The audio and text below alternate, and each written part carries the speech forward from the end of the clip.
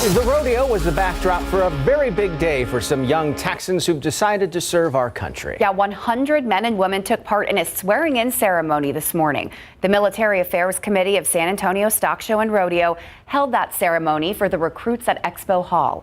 Officiating the event and offering words of encouragement, Brigadier General Driggers, who is the commanding general of Joint Base San Antonio.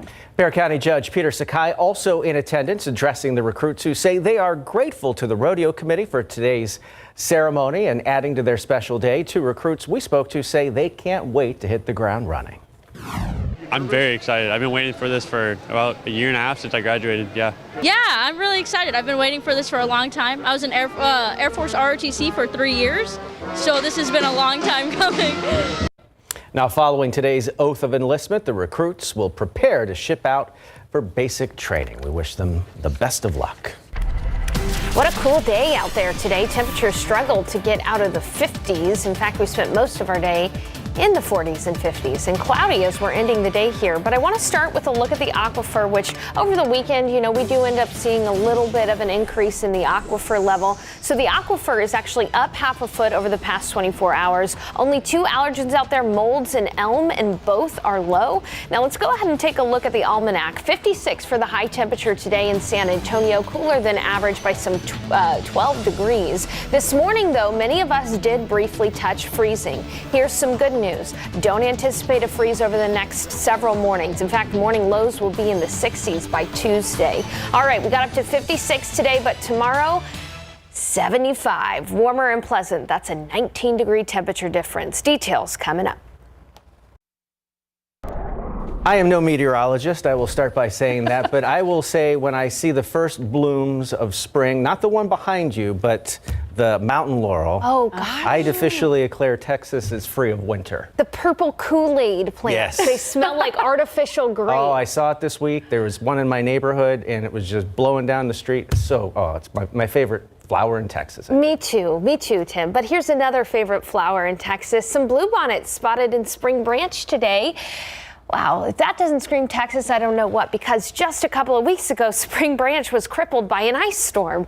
And now they're starting to see the first bluebonnets of the season, at least in this person's yard. It is a little early for bluebonnets, but we'll see. Peak is usually in mid-April.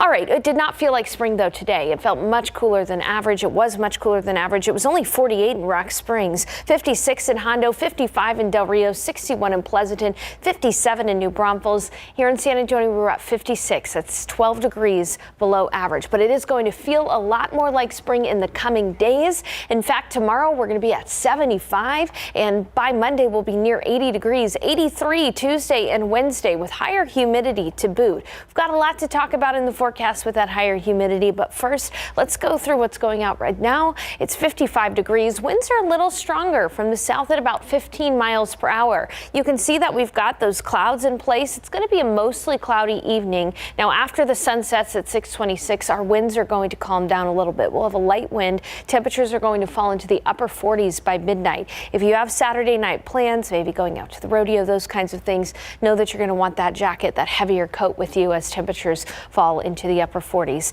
and low 50s. Here's a look at the weather setup right now. You can see those clouds have moved in. Now, there are some light returns across the hill country, but this is just clouds. None of that is making it to the surface. And in fact, as we zoom out a little bit more, you can see the stream of Pacific moisture that's moving into Texas, creating those clouds. High pressure system, though, is still fairly dominant, and that high is actually going to shape our weather over the coming days. Here's how. It is dry outside right now. Dew points are in the 20s and 30s. That's very dry chapstick weather. Air moves in a clockwise fashion around a high pressure system, so as this high moves over the Gulf, we're going to see our winds turn around to the southeast, and very quickly it will become humid. By Monday, it's going to be noticeably humid outside, noticeably humid on Tuesday as well before a front moves through. So taking you through your KSAT 12-hour forecast tomorrow, we'll have just enough humidity in the air tomorrow morning to make for some patchy fog, especially south and east of I-35. It'll be chilly in the morning with temperatures in the 40s, but with a little bit of sun, we're quickly going to warm up. It'll be 65 by noon, and winds will be a bit stronger tomorrow than they were today from the southwest at 10 to 15 15 miles per hour. We'll have a high temperature of 75 in San Antonio later on tomorrow afternoon. Now, thankfully, tomorrow morning we do not expect a freeze around south central Texas. This is a look at morning lows, generally in the 40s. And again, afternoon highs will be much more palatable, feeling a lot more like spring. That should say 75 in New Braunfels, not 58. 73 in Kerrville, 75 in Del Rio. It'll be 77 in Pleasanton, 78 in Beeville, and 78 in Cotulla. There we go. New Braunfels at 75 tomorrow. Poteet will be at 77. A few readings near 80 degrees for Floresville, Nixon, Smiley. Low 70s across the hill country near Comfort and Kerrville. Once again, a much more pleasant day tomorrow. You'll notice by Monday it will be humid. High temperatures close to 80. Tough to shake those clouds on President's Day. Humid on Tuesday, 83, and only a small 20% chance for an isolated shower Tuesday night to Wednesday. Ash Wednesday is going to be pretty windy. We'll have wind gusts up to 35 miles per hour from the west. Coming up on the night beat, we're going to talk about how dry it has been and a potential shift to an El Nino weather pattern. What could that mean for the rest of our year?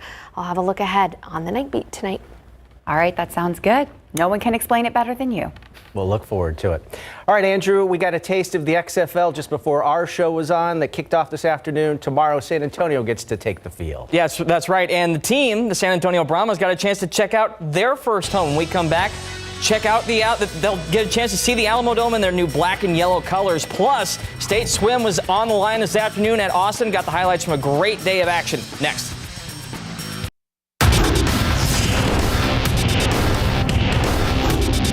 Kid has touch, the kid can shoot. Do we have another spot in the dunk contest? Spurs rookie Jeremy Sohan turned some heads in the Rising Stars game last night in Big Board Sports, but first. Football coverage, powered by Davis Law Firm. After weeks of preparation up in North Texas, San Antonio's newest professional football team was finally introduced to the Alamo Dome this afternoon, and it was already decked out in Brahmas signage with black and gold all over the stands in preparation for tomorrow's home opener. They even got a chance to look around before holding a team lunch. What did the team think of their new home? Yeah, I mean, it looks amazing. I mean, it's definitely a beautiful facility, and I know the fans around here are super excited, so I think it's going to be a great atmosphere tomorrow. For a lot of these guys, it's their first time ever at the Alamo Dome. So to see it, to see the colors, to see our emblems, just to be in the stadium, man, I think for these guys, it's come true, you know. Tomorrow's going to be a big day, not only for the city of San Antonio, but for these players, because they get the opportunity to showcase their talents. The Brahmas' inaugural season kicks off tomorrow at the Dome at 2 p.m. against the St. Louis Battlehawks. And you can watch the game live right here on KSAT 12. Spurs rookie Jeremy Sohan had a chance to shine last night on the first night of NBA All-Star Weekend in Utah with an appearance in the Rising Stars game. Sohan was introduced as an elite all-around defender and then threw down 2 monster dunks. He finished with 6 points, an assist, and a rebound in Team Joakim's only game. Afterwards, Sohan talked about his experience on social media. What's up, guys? Just finished the game. Unfortunately, we didn't win, but it was a great experience. You know, finished the All-Star Weekend for me. Hopefully, you know, there'll be many more. Just wanted to say thank you for supporting me, being there. Go Spurs, go. Sohan joins a pretty remarkable list of Spurs players to appear in the Rising Stars game, including Kawhi Leonard, Manu Ginobili, and Tony Parker. Of course, Parker is getting ready to join Rarefied Air. He and head coach Greg Popovich are now finalists for the Naismith Memorial Basketball Hall of Fame class of 2023, alongside Becky Hammon, Dirk Nowitzki, and Dwayne Wade. The members will officially be announced on April 1st, with the enshrinement ceremony set for August 12th in Springfield, Massachusetts. First, in next week's state tournament, we're on the line in TAPS boys basketball this afternoon. Antonian taking on Trinity Christian, as seen on the BGC app. Antonian trailed throughout this game, but they rally late. Max George nails a triple, and the Apaches come all the way back to tie it up at 53 all. Trinity Christian takes the lead back on free throws, and Antonian had one last chance to tie here at the buzzer, but this shot is off the front iron, and Antonian falls 57-54. On the other side of the boys' 6A bracket, Central Catholic went head-to-head against John Paul II out of Plano. Buttons keeping pace late in the first half. Kick out to Tristan Garza for a corner triple. Central Catholic trails 31-28 at the break. Third quarter, defense turning to offense now off the steal here. Solomon Benavides takes it the distance for the lay-in. The Buttons make it a 1-point game late, but Cardinals pull away in the fourth quarter to win this one 83-61.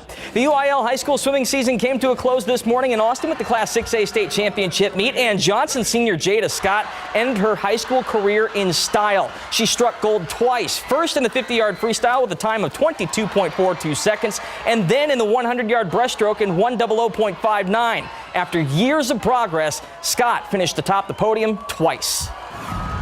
It's definitely a big deal to me, basically because like throughout the 4 years that I've been here, I've been gradually working my way up. Like freshman year, I didn't make it on the podium. Sophomore year, we made it to the podium. Junior year, also made it to the podium. And now, my senior year, now that I have 2 golds instead of like silvers, I'm very happy with that. Reagan sophomore Montse Spielman put on a show in the 100-yard butterfly after taking third in the 200-yard freestyle roughly a half hour earlier. Spielman came home strong on the back half to touch first overall in 53.42 seconds, winning by 9/100ths of a second. And now she can celebrate as a state champ. It's super exciting. Last year's state was tough for me. It was hard. I was really nervous. So I kind of shook out all the nerves from freshman year, and we came swinging this year. So I'm really happy with that. Churchill's Carly Cronk finished second in the 200-yard freestyle, and Clark Jr. Evan Crowley took home 2 bronze medals in the 100 freestyle and 100 backstroke. We'll have a full recap of this morning's action later tonight on the Big Game coverage page at KSAT.com. The UIL State Wrestling Championship rounds are happening as we speak at the Berry Center in Cypress, and 4 area athletes have a chance to bring home gold. That includes Piper sophomore Savannah Schaaf, who punched her ticket to the Class 5A 120-pound title bout thanks to 3 straight pins. What makes it even cooler, she's at state representing a second-year program. Honestly, it's really great. We have amazing coaches, and wrestling's just really like a family, so that's my favorite part about it. We'll have full results from the second day of competition tonight on the Night Beat. She's not the only one competing. Smithson Valley had another wrestler make it in, Efren Arias-Mendez Jr. And Judson's Samaria Barnett right there won a great match, 2-0 in the semifinal round. She's going to wrestle here in a couple minutes. We'll have all of it tonight on the Night Beat. You did a great job fitting all those sports into the 5 o'clock news. Thank you, Andrew. I got time.